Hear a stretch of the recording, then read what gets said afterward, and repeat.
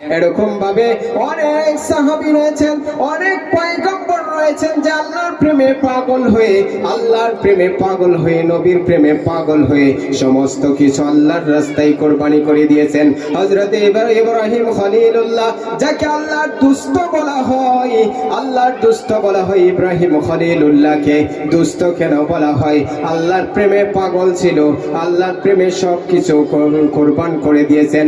হযরত ইব্রাহিম আলাইহিস সালাম কেমন পাগল ছিলেন, আর আল্লাহ তাকে এরকম ভাবে কবুল করে দিয়েছেন, একমাত্র আল্লাহর উপর ভরসাই করেছেন। ইব্রাহিম আলাইহিস সালামকে নমরুদ যখন আগুনের মধ্যে, অগ্নিকুণ্ডের মধ্যে ফেললো, নমরুদের অগ্নিকুণ্ডের মধ্যে ফেলা হলো, সমস্ত রকমের ফেরেশতারা আসছে।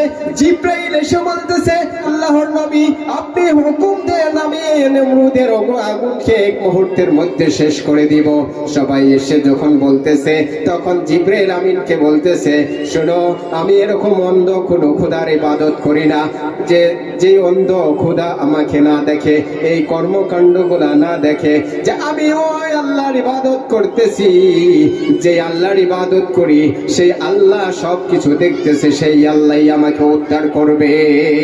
ইব্রাহিম আলাইহিস সালাম পরীক্ষায় উত্তীর্ণ হয়ে গেছে। ইব্রাহিম আলাইহিস সালাম কোনো কিছুর সহায় নেন নাই, কোনো কিছুর সহযোগিতা নেন নাই। ইব্রাহিম আলাইহিস সালাম আল্লাহর উপর ভরসা করেছেন।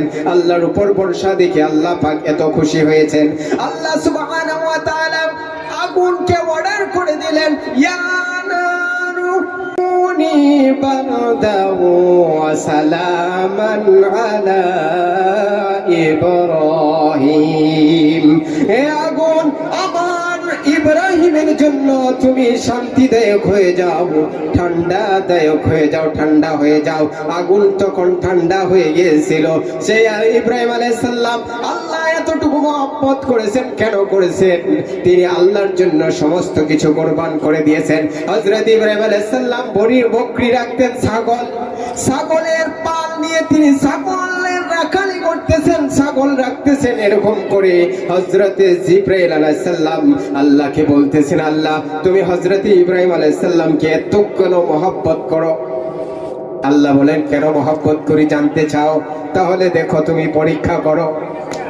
হযরত ইব্রাহিম আলাইহিস সালাম ফকিরের বেশ ধরে আল্লাহ সুবহানাহু ওয়া তাআলার জিকির করতে শুরু করে দিয়েছেন। সুবহানাদিল মুলকি ওয়াল মালাকুতি, সুবহানাদিল ইজ্জতি ওয়াল আজমতি ওয়াল হাইবাতি ওয়াল কুদরতি ওয়াল কিবরিয়া ওয়াল জাবারুত। ফকির যখন এরকম ভাবে জিকির করতেছে, হযরত ইব্রাহিম আলাইহিস সালামের কানের মধ্যে আল্লাহর নাম গুণগান যখন আসলো, যে আল্লাহর জিকির করতেছে, আল্লাহর নামের গান গাইতেছে, ইব্রাহিম আলাইহিস সালামের অন্তরের মধ্যে নাড়া দিয়ে দিয়েছে। ইব্রাহিম আলাইহিস সালাম আল্লাহর প্রেমে এতটাই পাগল ছিলেন যে আল্লাহর যখন গান শুনতেছেন তার মজা লাগতেছে। আস্তে আস্তে আস্তে আস্তে ফকিরের কাছে গেলেন। ফকির কে বলতেছেন, হে ফকির, তুমি যে গান গাইতেছিলে আবার গাও, কেন থেমে গেলে? আবার গাও, আবার গাও, তোমার গান শুনে আমার কলিজা ঠান্ডা হয়ে গেছে, আবার গাও, আমার গানটা আবার শুনতে মন চাইতেছে। ফকির বলতেছে, গান শোনাবো, কিন্তু একটা শর্ত আছে, শর্ত সাপেক্ষে গান শোনাবো। ইব্রাহিম আলাইহিস সালাম বলতেছে, শোনাও, গান শোনাও।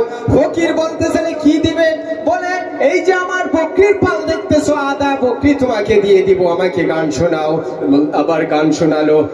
যখন আদা বকরি দিয়ে দেওয়া হলো কথা মোতাবিক, আবার বলতেছে, আবার গান শোনাও। বলতেছে, এখন কি দিবে?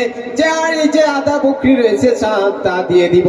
এরকম করে বলতে বলতে আবার গান গায়, আবার তাকে ইনাম দেয়। এরকম করে দিতে দিতে বলতেছে, এখন তো আর তোমার কাছে কিছুই নাই, তুমি কি এখন কি করবে? বলতেছে, তোমার এই বকরি গুলার তো রাখাল লাগবে, তুমি আমাকে রবের গান শোনাও, আল্লাহর গান শোনাও, আমি তোমাকে এই যে কথা দিলাম, তোমার বকরি গুলার রাখালি করবো, বকরির খালি করব। আল্লাহ পাকের কাছে এই পরীক্ষার মধ্যে হযরত ইব্রাহিম আলাইহিস সালাম টিকে গেলেন, তিনি পাশ করলেন। কেন?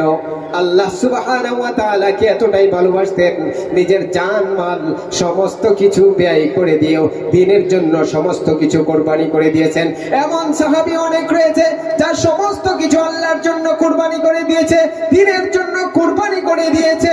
নবীজি সাল্লাল্লাহু আলাইহি